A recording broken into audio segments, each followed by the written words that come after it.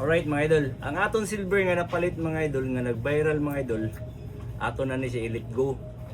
So, ang akong gibaligan ni mga idol, 25,000.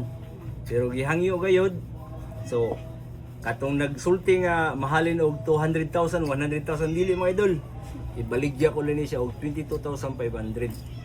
Deal na ni mga idol. Ato na ni soldahon, tagaton limpyuan. Kay ato na ibaligya. Sige, soldahon nato mga idol.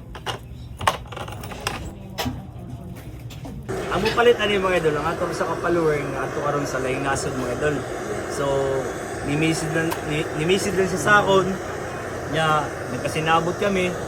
So, iya lang daw ini paliton mga idol para i-invest na ni soldahon og limpiwan kay para presentable kay nga iyang masuot sa kung ganahan siya.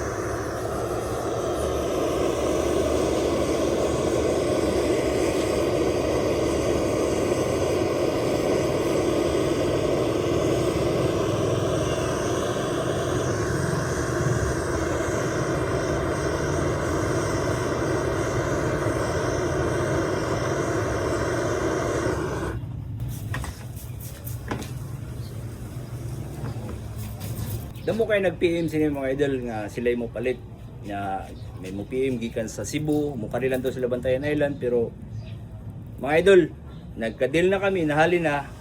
Ano mga nag-PM na, sorry na. Kaya nahali na ni siya. Para ba? Okay natin. Okay mga idol. Goodbye na. Hali na mga idol ah. Alright.